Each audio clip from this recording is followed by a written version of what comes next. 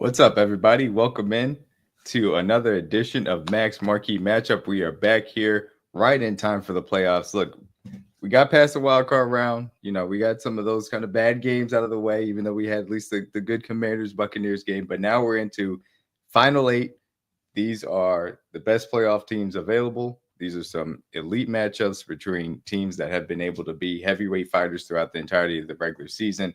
And now they get to duke it out for the right to play on championship weekend, which is my favorite time in the NFL season. I'm excited for January football. And along the lines of this, we're going to start here with the Ravens and Bills matchup. And to do this right, of course, to talk about this matchup, we're going to have two guys back on the podcast here that were here earlier in the season. Starting out, a guy, Mr. Ben of Mafia Members Podcast, who we had here for the Bills and Chiefs matchup. Ben, how are you doing today? I'm good, man. How are you? Good to hear. Good to hear. I'm good to have you back on for sure. Always a pleasure. Always a pleasure. Happy to have you for sure, Ben. And of course, we're going to have our Ravens friend back on, Mr. Everett Jr. of Facts and Stats. Happy to have you back, dog. How you doing today, Ev? I'm feeling great. It's Wednesday. I can't wait till Sunday, and it's a blessing to be a Ravens fan. So let's get it. Absolutely. I think we can all say that we're blessed to be fans of the teams that we are because of the quarterbacks that we certainly have and feel great about them. And this is the time in which these guys can shine the brightest, certainly on this stage. Obviously, Evan Ben representing the Bills and the Ravens, coming out here with Lamar Jackson, Josh Allen, the guys that we expect to finish 1-2 in the MVP conversation. And I promise this is not going to be an MVP conversation type of podcast. Nobody wants to talk about that. That's for the regular season. This is about the playoffs and who is going to be best when it matters most.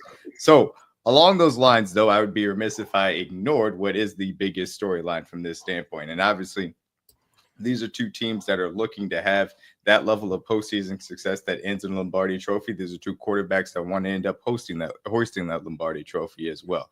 So I want to start off just asking you, Ben, from the standpoint of obviously we've seen Josh Allen on this stage before. We've seen him win some of these games. We've seen him lose some of these games. Josh Allen coming off of a really good performance versus the Broncos, obviously on Wild Card Weekend. What do you feel like this step can take against Lamar Jackson, against the Ravens, again at home, for the Buffalo Bills to get back to the championship game, a place that they haven't been since 2020? How do you feel like this game can go from a storyline perspective to help out Josh Allen in that narrative part of that Buffalo Bills team?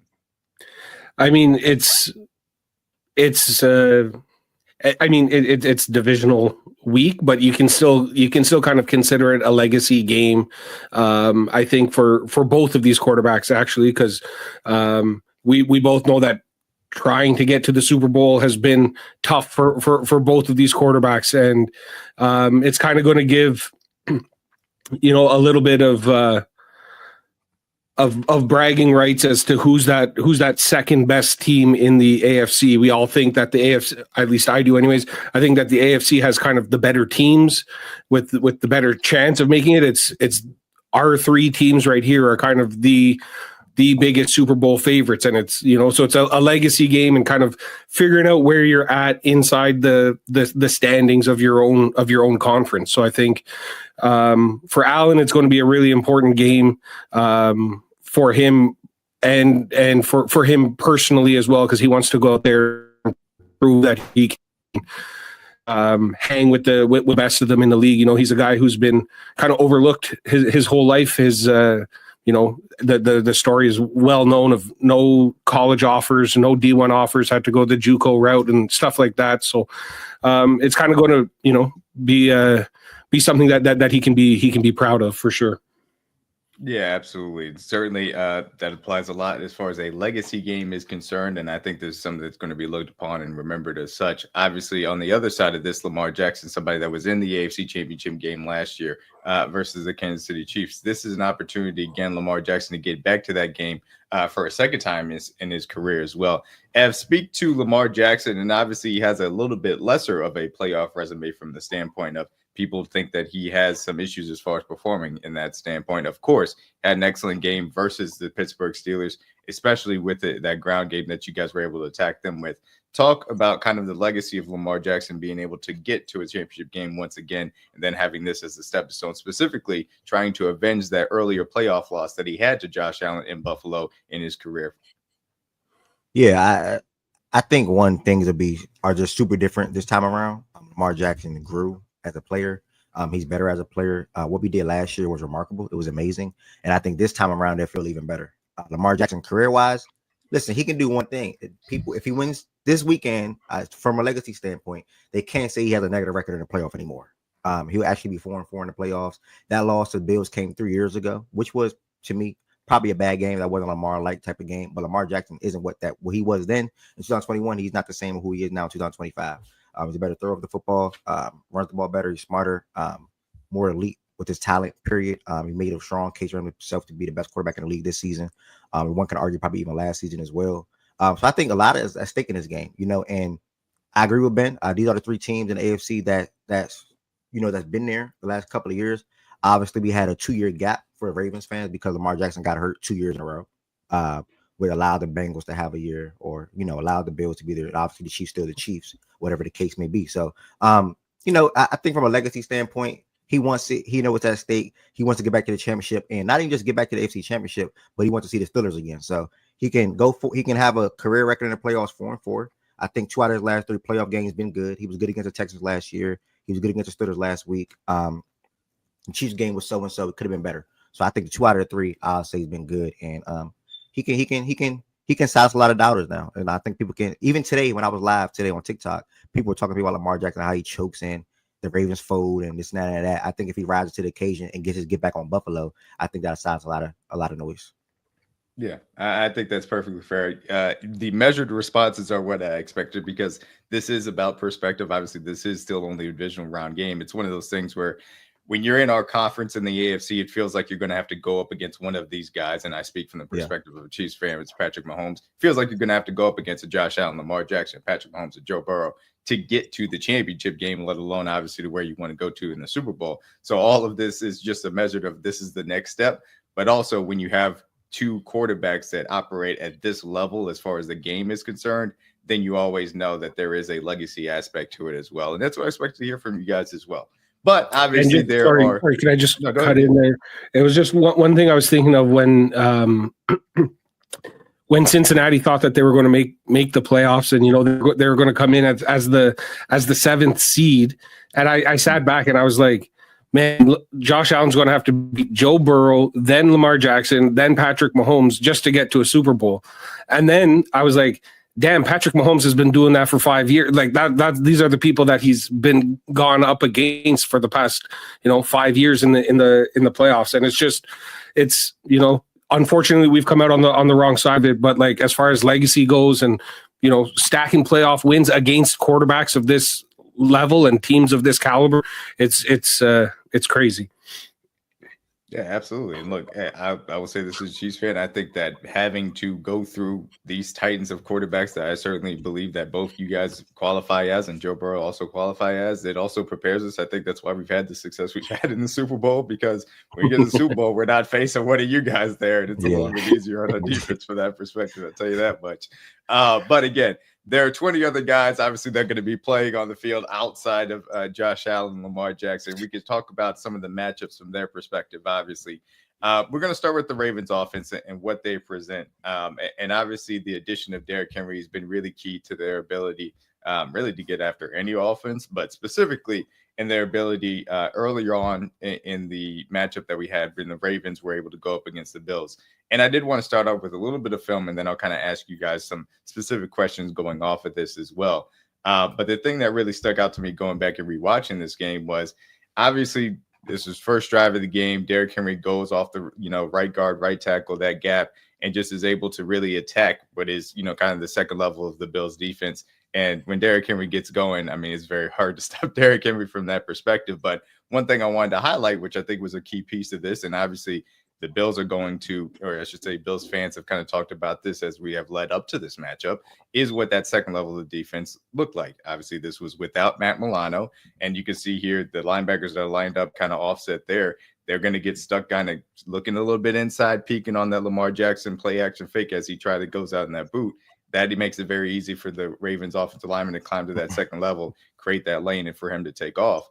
Ultimately, that's what the conflict of Derrick Henry and Lamar Jackson in that run game kind of creates. And we saw evidence of that as we go throughout the game. obviously we see the read option with Lamar Jackson then being able to get the edge, going up against using that Derrick Henry flow that, that initial touchdown run can create. Lamar Jackson able to use that play fake, get the linebackers going the wrong way. You see 54 and 42 reacting to the motion, and then Derrick Henry initially. Lamar Jackson goes right around the edge and has no issues. And then, unfortunately, the third aspect of it, of course, which is what makes, this entire Ravens offense really hard to deal with, you get the play action fake to Derrick Henry. Lamar Jackson, because of his growth as a passer, as you spoke to, able to hit Isaiah Likely over the corner route right over the top of that linebacker too. So all of those things in conflict that the second level is put into. But of course, when you have backups at that second level, those are the difficulties that you have to deal with and really, try and mitigate. Bills now have an opportunity to try and mitigate some of those things with a guy that they trust a lot in Matt Milano. And so along those lines, I do want to end up asking Ben first, or I should say, I do want to end up asking, sorry, my apologies. I want to ask specifically Ben first about what he feels like the Bills defense is going to look like differently this time around. Obviously, Matt Milano being added back, but just in general, your ability to try and limit, obviously, the different options that the Ravens can come at you, specifically on the ground, obviously. Yeah, I used to play this, like, I forget what it was, on a Game Boy, a little like NFL game, and there was a sound that came out of it, and it would always say, "You can't stop me. You can only hope to contain me." And that's kind of how the Bills have to approach playing Lamar Jackson and Derrick Henry at the same time, because we know we're not going to stop them. We hope that our defensive line can help. It's not about getting at them; it's about staying in the correct pass rushing lanes. And then with having Milano back, and also we'll have Terrell Bernard back, we'll have a healthy Von Miller, or not, he was suspended in the first game, and he was able to generate a little bit of pressure against the Broncos. We'll have Teron Johnson back as well. So I think defensively we're just going to be kind of back to normal, and not so much relying on guys who aren't necessarily supposed to be there making plays, stepping up and making plays against one of the best quarterbacks in the league. We'll be able to go back to what we do best, a bend but don't break defense. And so I think watching it should look a lot better. We can be aggressive where if we get them in a third and long or something like that, we can be aggressive when we have to be aggressive. And I think just from a health standpoint, defensively, we should look a lot better this week. Yeah, absolutely. And look, I think that part of that, health standpoint also, does play into it as far as the Ravens are concerned. Coming to you, Ev, talking about obviously Zay Flowers, who did not play in that Pittsburgh Steelers game, did play in that first matchup versus the Buffalo Bills. Now you're looking at possibly not having him again. And again, this is recorded on Wednesday. He did not practice today. We'll see what ends up happening come game time, of course. Ev, talk to me a little bit about replicating the success that you had versus the Bills the first time, with they're looking a little bit healthier on that defensive side of the ball, but also specifically what this team looks like with Zay Flowers and possibly without Zay Flowers, and how you feel like you can mitigate some of those issues. Ev, I think you're muted. Sorry, guys. Zay Flowers is a game changer. He's obviously, we use him in a variety of ways, whether it's the slot, whether it's outside. He's a great catcher. He's fast. He can run good routes, got good hands. So we use him a lot of different ways. The reason why I'm not putting too much into it this game, I would have loved for him to be there, particularly for this matchup. Without the Steelers, okay, cool. It's the Steelers, no disrespect. I expected us to win that game. This matchup, you would love to have all hands on deck. But it's not about the offense for me in this game. It's really the defense. And I'll get to that in a second. With Zay, I think game one, he only had one catch. We only had one catch. I think our running back led us in receiving. Actually with reception. I'm sorry. And Nelson Aguilar had 2 receptions. But like Zay, Rashad, I think Marco likely had one catch. Literally one catch. We dominated on the ground. 271 yards rushing. And even with Milano, Johnson, etc., coming back and being there for Vaughn, being there for Buffalo, it's still going to be tough because the Ravens know how they want to play and how they want to operate on a game-to-game basis now. It's no, okay, Lamar's going to drop back and throw 40 times, 35 times, play heroic ball. It's, listen, I have Derrick Henry, I have number 22 behind me, and if you try to contain him, then I'm going to break out. If you try to contain me, he's going to break out. And in game one, I think Henry had 189 rushing yards or something like that. 99, 199. 199. Yeah, 199 in game. It burned in my head. Yeah, 199 in game one. And I think Lamar had about 50 or 60 or something like that. And then Hill came in with like 18. So we had 271 rushing yards in that game. The Bills don't have a good rushing defense. They allow teams to get over 100 rushing yards per game against them. We led the league in rushing attack this year with the Eagles. So I think our game plan as far as the RPO perspective, and you saw on the screen with the film, Lamar delivering those balls to Likely. That's going to be Mark Andrews. That's going to be Likely. That's going to be Rashad now, who emerged as a good wide receiver. Shout out to him for getting a touchdown last week, by the way, in the playoffs. I love the season Rashad Bateman had. So even without Zay, I still trust Rashad to make plays, and then I still trust both of my tight ends in the middle of the field, or even working on the outside as well, alongside of maybe even Nelson, maybe even Anthony Miller, who we saw against the Steelers. So we have a very lethal attack. Thank God we have Justice Hill back as well. And it's real diverse, man. It's tough to stop us, and I think that we're going to play really similar to how we did early on in the week. And the reason why I feel like this game may go the same way, now obviously 35-10 is a big margin. That's a really big margin. I don't expect a 25-point victory against this Bills team in the playoffs because I respect Josh Allen, I respect those guys. But Ben spoke to who's back, who wasn't there, and I'm going to speak to our adjustments and what's taking place now.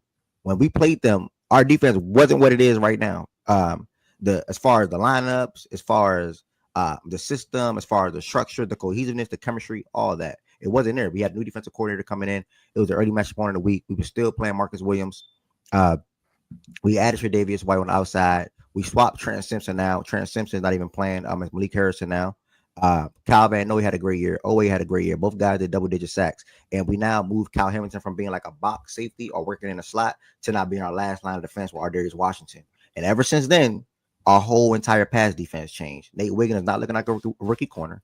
We allowed Marlon Humphreys to operate in a slot full-time for the most part. That led to him being an all-pro corner in the slot. And the biggest weakness for us is Brandon Stevens, to be honest, as our other corner. So, and everyone knows it. The Steelers knew it last week. They attacked him last week. If the Bills are smart, they're probably going to attack him this week. Other than that, man, I expect the same thing to happen because I just don't see a world where they win the time of possession and then also stop a rushing attack. Yeah, I mean, that's a very difficult conversation. I'm good. Obviously, you talked about some of those Ravens defensive adjustments, and we'll get into that a little bit more in a second. But I did also want to set you up so that you could profess your Rashad Bateman love, of course, as we talked about on a consistent basis as well. But I do think that this is going to be an interesting thing. I thought that the biggest thing that stood out to me was that the Bills defense, as far as their front seven, just wasn't flying around and physical enough. And obviously in our matchup versus the Bills, I saw a defense that was confident in what it was seeing and really attacking downhill. This was earlier on in the season for the Bills defense. What I want to see, and I saw this also a little bit versus the Broncos offense last week too from you guys, is Bills, front seven going to be confident in what it's seeing, being able to attack downhill and try and take that fight to them? Because the way they were really tentative going up against that run game, you're not going to have a chance. You can't wait back and allow them to climb to the second level. You're just not going to be able to operate there. They're going to get whatever they want to and have that time of possession on their side.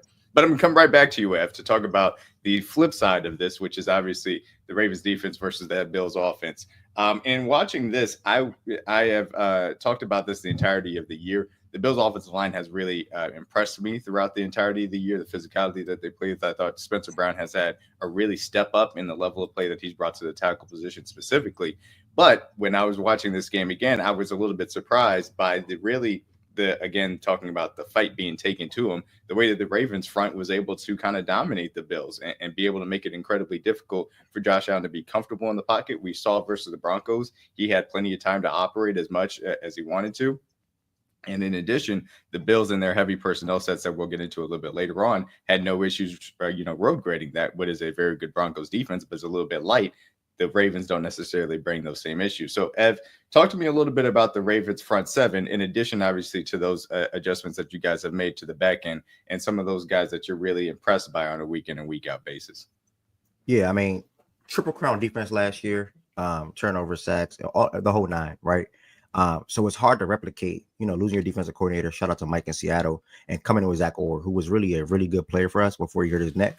Was well on his way to being a star linebacker. I want to give him a shout real quick. But, yeah, man, so we lose Jadeveon Clowney in free agency. We lose Patrick Queen. We lose Geno Stone. And those are the main three guys that we lost. Matabiki came back, gave him a big contract, well-deserved. Kyle Van Noy back. Owe, the guy we drafted a couple of years ago. We leaned on him more. Michael Pierce is more healthy this time around as well. Travis Jones, etc. Broderick Washington, etc. And that's what you see up front for us. You see Roquan, and then you see Malik Harrison playing off, right? And that's one of the small adjustments that we did. Trenton Simpson was a guy that a lot of Ravens fans were high on coming into this year. The guy that we drafted pretty much to replace PQ, but he just doesn't really have it all the way together right now. Malik Harrison, a guy that's been in our team probably for about 3-4 years ago, 3-4 years, I want to say now, out of Ohio State. And then Cal Van Noy, veteran. It's a guy that bounced around a little bit. I think he had, I want to say 12 and a half, I want to say this year as far as sacks.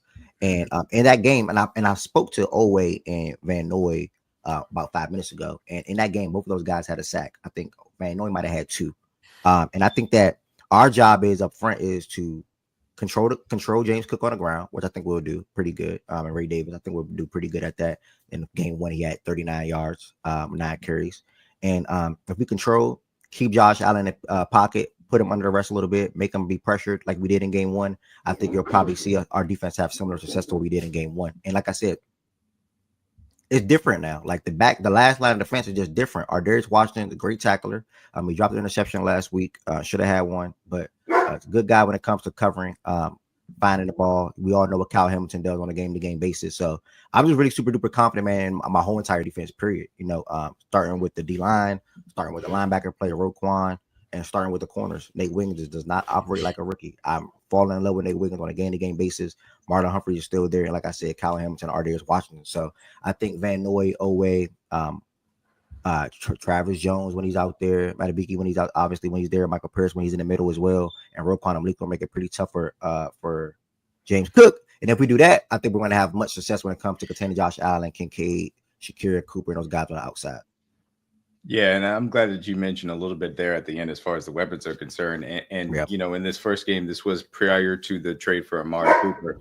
Amari Cooper hasn't been somebody that's been super, I should say, featured in the Bills offense. And specifically last week, it didn't necessarily have to be, given the way that you guys controlled the line of scrimmage. But Ben, I do want to ask, as far as you going up against this Ravens defense, in addition to obviously adding Amari Cooper, where do you feel like things are going to be different for your Bills offense than it was the first time around going against the Ravens? Well, I think we've all kind of alluded to it. We need to be way better at the line of scrimmage. So if we can establish that, and it's always kind of been an issue for the Bills as well, as getting off to the slow starts. We saw trailing 7-0 to Denver last week, and giving up the 80-yard touchdown run on the first play of the game to Derrick Henry last time we faced them. Like those are the kinds of things that we can't really do. We have to make sure that we win the battle in the trenches, so that Allen has time to get the ball to some of those weapons that we have. But I think as far as when it comes to Amari Cooper, yeah, he hasn't been too involved. But when you see the amount of now separation that a Khalil Shakir gets or a Dalton Kincaid gets, simply because a defense now has to focus a little bit more on Amari Cooper, because nobody cared at all what Mac Hollins was going to do. Right? He's not really a guy he's not going to beat you or man coverage. He's not going to He's not really as big of a threat as an Amari Cooper is.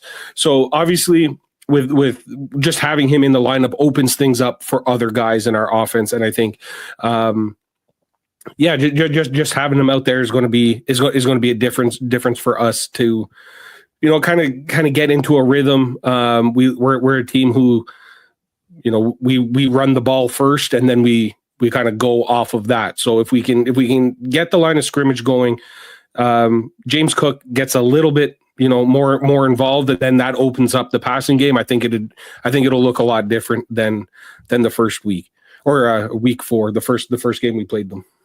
Yeah, look, being able to stay ahead of the sticks, I think, is obviously key for your offense, and you guys have done a good job of that as far as the run game is concerned.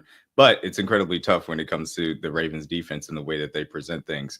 Even with, Kyle Hamilton moving to deep safety position, they've still kept that level of physicality as far as their front seven is concerned, from that standpoint. And the thing that I'm going to be watching that I was also impressed by as far as looking back in that week 4 game, the Ravens' ability kind of get off the field on third downs. And you saw versus the Broncos really didn't have any answers, whether it was long or short. You guys were able to get off the field, mostly due to a lot of Josh Allen and with the advantages that his legs kind of present. The Ravens had a plan for that as far as week 4 was concerned. A lot of it was just being able to be really sound as far as the run fakes were concerned. You see, obviously, 90 playing it very well as far as being able to put immediate pressure on Josh Allen. Kyle Hamilton immediately comes up and gets that third down stop on Dalton Kincaid after he catches that ball as well out wide. Or was that Dawson Knox? That might have been Dawson Knox out wide. Yeah, Dawson Knox catches that ball out wide. And you just got to be physical. This is, again, similar to the other side of the ball. If you're not taking the fight to this front, you're going to be behind the 8 ball as well. Josh Allen here is going to be able to, get sacked on this third down. Deep routes, nobody really open. They do what they need to do as far as the Ravens front is concerned and beat what is, again, a really good offensive line for the Bills. And again, you see a little bit of simulated pressure, late blitz coming through. The right guard gets beaten inside and Josh Allen is under duress.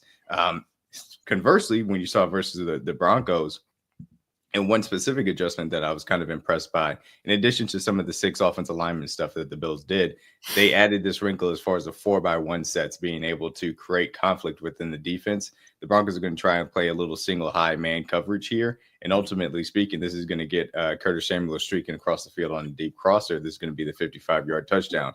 But you can't sort out a 4x1 effectively in man coverage. That's a very difficult thing to do. And that's a wrinkle that the Bills have kind of added. So I want to see how much they try and use that wrinkle effectively to try and put the defense in conflict on those third downs as well as we move forward.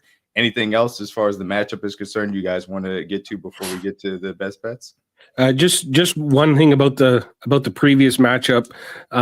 Obviously it was a blowout. I'm not saying anything would be different, but there was a moment in that game where we had scored a touchdown. We had forced I think they had to punt. I don't know if it was a turnover on downs or a missed field goal or something. And then we came out and ran the stupidest trick play of all time and kind of killed the whole momentum. That we were kind of starting to try and build up again. So I think despite all like the player versus player on the field matchups, it's going to be a matchup of coaching as well. And as long as we don't do anything like that to shoot ourselves in the foot and kind of make it harder for us than it already is going to be, I think we have a better chance. I'll say this: look at it. As long as you guys don't try and fake punting with DeMar Hamlin, say just don't do that. Stay away from those plays. They can be all right as far as that's concerned. Ev, anything you want to add before we get to the best bets? No, you're on mute again. Sorry, my dog barks. But man, shout out Milo. Yeah, shout out Milo. I'm shaking my head internally, and I just genuinely feel bad for Bills fans personally. And it's a great season, by the way. Great season, great quarterback. I love Josh Allen personally, and I think we're going to take care of business. But Ben, I do think it's going to be a good game. I think we're going to take care of business, and we're going to go up in Buffalo. We're going to make a statement. I just want to say that we're going to make a statement. So I'm ready for it. I can't wait. All right. So along those lines, obviously we'll get into the game picks and kind of X factors, but I do like to once again give out a best bet and ask my co-hosts obviously to do so as we have them onto the podcast as well. Mine personally, and this is somebody that's kind of had an up and down year, but I think that specifically the way in which the Bills are going to try and take the fight, to the Baltimore Ravens, and I think they're going to have to use this guy pretty effectively to do so in the passing game because I don't think that they're going to be able to run all over him like they did against the Broncos. Dalton Kincaid for 40 plus yards is plus 162 over there on FanDuel. I like that line as far as I'm concerned. I think they're going to have to win over the middle of the field. I think the Ravens have done a really good job at solving their outside cornerback problem. Obviously, Brandon Stevenson's still somebody that gets picked on occasionally, but they do a good job at usually not allowing him to be isolated as often as he was earlier in the season as well. So I think it's going to have to be kind of those Dalton Kincaid routes coming out of those heavy personnel sets, and then also a little bit out of those 4x1 looks that we talked about earlier. Ev and Ben, whichever one of you guys want to go ahead and give your best bet first, go ahead. Yeah, sure. I've been on this bet for like the last month and a half, and it cashed every single time. It's on FanDuel right now. Everything is not up personally, but it's on FanDuel right now. Lamar Jackson 2 passing touchdowns, sitting at minus 108. So that's something you can straight bet personally, or something that you can add with something else that you like. In his last 7 games, he threw 12 more touchdowns, and he only threw less than 2 touchdowns in one game this season. 5 games. I'm sorry, less than 2 touchdowns in 5 games this season. So 7 straight games, he threw 2 or more touchdowns. I've been on it for like a month and a half. I love it. I like it. And I expect Lamar Jackson to throw 2 touchdown passes, whether that's 2 just out the backfield, whether it's to Rashad or Mark. I'm going with Lamar Jackson 2 touchdown passes. Of course, we did see that Justice Hill passing touchdown just at the end of the halftime was also a very impressive play by Lamar Jackson. Ben, go ahead, man. Hit me with your best bet. I have James Cook at over 13.5 receiving yards. I think for us to be effective, he's going to be a major part of the game, and not just running between the tackles, but kind of taking advantage of the Ravens' aggressiveness, trying to get into the backfield and then just kind of dump over the top, and hopefully he's out on a swing route or something like that. So I feel pretty confident in him getting over 13 receiving yards for the game. All right. Like both of those as far as some interesting lines. Certainly Lamar Jackson get 2. James Cook to catch a few passes at the backfield, at least 13.5 yards worth of from that standpoint as well. So, of course, I'm going to ask you guys as far as your marquee matchup, your game picks and X factors. If you're the road team, I'll let you go ahead on first. Hit me with your game picks. I assume I know who you're picking, and then your X factors for your Ravens. Yeah. I do think that we scored 30 or more again. Earlier in the season, it was 35-10. If I had to go, I'm going to go with us getting a win. And if I had to do a score prediction with it, I'll say 31-21. Excuse me. I do think it'll be a really good game. And I'll go with 31-21 for now, maybe 31-24 to be on the safer side of it. X factors for me, I'm going to go with offense and defense. My defensive X factor is Nate Wiggins. Rookie, had a pick. Been playing really good basketball, good football this year. And how are you going to man down that, your left side of the field and allow Marlowe and Stevens as much as possible, or Cal and Darius to do their jobs as well. So Nate Wiggins on the defensive side of the ball, I need him to contain Khalil, whether it's Khalil, whether it's Coop, whether it's Mac, whether it's who we saw break one, Curtis Samuel last week as well. I need Nate Wiggins to make his presence felt on the outside. And then offensively, I need Mark Andrews. Mark this time. We had a good likely game last week against the Steelers. Mark Andrews had a couple of good catches as well. But for us potentially going in this matchup without Zay Flowers, I think it's time for Mark Andrews to rise to the occasion, almost alongside the offensive line. Rise to the occasion, block one for Derrick Henry, and I need Mark Andrews to get into the end zone. So I think Mark Andrews will have a great game this Sunday. And I'm going with Nate Wiggins on the defensive side. And Ravens 31-21, 31-24. All right, Ben. Tell me why the Bills are going to win at Highmark Stadium, go to the AFC Championship game. Give me your X factor and game pick. So as far as the game goes, I think obviously I'm going to pick the Bills to win. I think there's a couple big differences from week 4. We're playing at home. There's the Bills Mafia is going to be there, making it a little bit louder, a little bit more uncomfortable for the Ravens. I think the weather is going to play a factor. So I think there's a little bit of things that kind of go in our favor. I say the Bills are going to win 27-21. I wanted to go to a 30-point because we do score 30 points often, but I see this Ravens defense presenting a challenge for us. So 27-21. My X factor defensively is going to be Ed Oliver and Daquan Jones, the interior defensive linemen. I think a lot of what they do will help stop kind of some of that, the run pass options of Lamar Jackson. If there's someone in his face kind of right away, those plays don't really, have the time to develop. Or if your D lineman is right on Lamar Jackson, then that means the linebackers can kind of focus on trying to tackle Derrick Henry. And then offensively, my X factor is going to be Dalton Kincaid. Like you said, I think if he has a good game, then that means that we're kind of rolling and we're doing our thing out there. So if he plays well, we play well, and so he'll be my X factor on the offense. Okay. I completely understand it. Like, personally speaking, I like the fact that you pointed out specifically those interior defensive linemen. They have to be able to take the fight to them.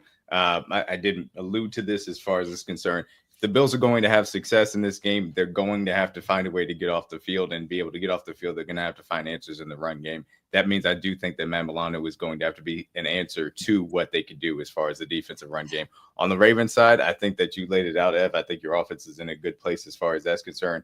Defensively, I think this has to be an impactful game as far as the interior of your defensive line. That's really what impressed me the most as far as that front was concerned. If that interior defensive line replicates that performance against the Broncos or against the Bills offensive line, it's going to be very difficult, I think, for them to kind of do what they've been normally doing, which is bullying a lot of teams from that perspective. I think it's going to be physical. I think it's going to be a fast game. I think it's going to be a fun game. Obviously, you got two great quarterbacks, two really great rosters as far as I'm concerned.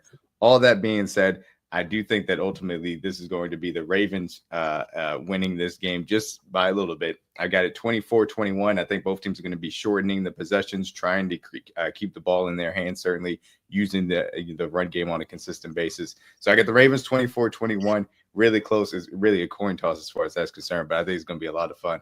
A lot of physical, really good football out there that be had on Sunday. So once again, I do thank Ev and Ben for coming in. Once again, anything before you guys, go ahead and get on out of here? Ben, listen, nice to meet you. I hope we have a great game personally, and may the better team win. And ultimately, Ben, listen, if we lose, I root for y'all to beat the Chiefs. And if y'all lose, I hope you root for us to beat the Chiefs. That's how I say. Hey, we need a new face in the Super Bowl, man. We need a new face in the Super Bowl. So, hey, that's all I got to say, man. Yeah, no, same for me, especially when it comes to beating the Chiefs. But yeah, I just hope it's a good game. I hope it's an exciting game. We were talking about it before we started here. Like, I hope it's not doesn't matter who wins. I hope it's not a 35-10 game, and I hope that it's somewhat close and exciting. And whoever goes on to win, I hope they beat the Chiefs. I will say this though: we have a chance to be on a complete revenge tour, so it would be nice to beat Baltimore this week. It would be real nice to beat Houston the week after, and then beat the Rams in the Super Bowl, and then we beat everybody who's ever been on our schedule this year. So that's what I'm hoping for. Look, I'll tell you guys, as a Chiefs fan, I hope you guys beat each other to shreds. I can't wait to watch this game on Sunday. I wait for you guys to join in the Arrowhead Invitational. That's always coming back to the Kansas City Chiefs, baby.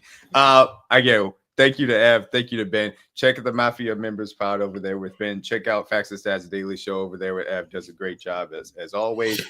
For yours truly, I should say, DMac. Appreciate everybody for coming by the Max Marquee matchup. Appreciate it once again. Hope you guys enjoy Divisional round weekend. I'm looking forward to it.